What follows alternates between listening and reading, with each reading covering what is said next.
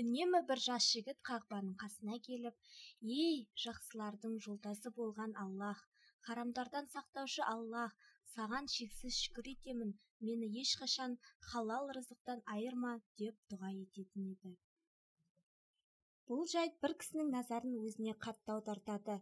Қасына барып, «Сен не үшін үнемі осы дұғаны айтасың? Әлде басқа дұға білмеуші ме едің?» дейді таңырқап. Сонда жас жігіт сұрақтың жауабын түсіндірмек үшін басынан өткен мына оқиғаны баяндай түседі. Иә, осыдан 7-8 жылдай бұрын осы қақпадан іші алтын толы бір дорба тауып алдым. Ішінде 1000 алтыны бар екен. Ішімнен бір дауыс келіп, «Мына алтындармен өзіңе қажетті істерді жаса» деді. Сосын өз-өзіме, «Жоқ, бұл алтын біреудің мүлкі. Менің пайдалануға еш хақым жоқ. Маған Алла тағала қолдануыма харам етті» дей бергенім сол еді. «Дорба тауып алған адам бар ма?» деген дауысты естідім. Ол кісіні жаныма шақырып, «Қандай дорба, ішінде не бар еді?» деп сұрадым. Дорбаның ішінде 1000 алтын бар екенін айтты. Дереу қолымдағы алтын толы қалтаны, «Міне мынау дорбаң» деп қолына ұстаттым. Әлгі кісі риза болып, ішінен 30 алтынды алып қолыма ұстатып кетті. Жүріп отырып базарға бардым. Ол жерден жүзі жарқын, көңілі таза бір жас жігітті құлдыққа сатып жатқанын көрдім. Сатушыға қолымдағы 30 алтынды беріп, жас жігітті дереу сатып алдым. Бұл жігіт өте әдепті, тәрбиелі, ақылды еді. Алғаныма қатты қуандым. Ол да маған өзінің басынан өткендерін баяндап берді.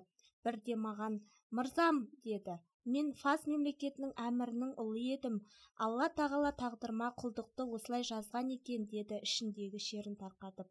Арада бірнеше ай өткен соң әлгі құлыммен әдеттегідей базарға бардым. Жолда алдымыздан 3 бейтаныс кісіні көзім шалды. Жанымдағы құлым әлгі адамдарды көре сала маған, «Мынау әкемнің адамдары, мені сенен сатып алуы мүмкін. Сіз өте мейірімді адамсыз, мүмкін болса, мені 30 000 алтыннан кем бағаға бермеңіз» деді. Әлгі кісілер маған келіп, «Мына құлыңды сатасың ба?» деді. Мен де «Иә» деп жауап бердім. «Олай болса 60 алтын берейік» десті. Мен келіспедім. Бағаны өсіре-өсіре әлгі кісілер 20 000 алтынға жеткізді. Мен 30 000 алтыннан кемге бермейтінді айттым. Олар амалсыз ұсынысымды қабыл етті. Осылайша 30 алтынды алып кәсіп ашып сауда жасадым. Байыдым. Бір күні достарым маған келіп, өте бай, өзі абыройлы бір кісінің қызы бар еді. Әкесі де жақында өмірден озды. Қызы өте тәрбиелі, ибалы. Сол қызды саған құда түсіп алып берейік десті. Мен де келістім, некеміз қиылды. Түйелер мен қыздың жүгі келді. Жүктердің арасында тұрған бір дорба маған қатты ыстық көрінді.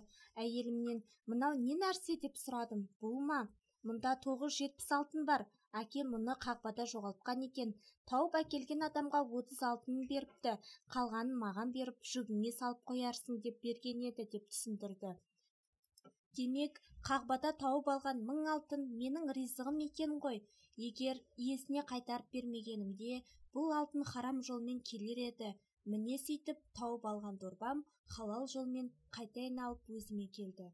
Достар, егер осы әңгіме желісі ұнаған болса, өз пікірлеріңізді төменге жазып, лайк басып, пікір қалдыруды ұмытпаңыздар.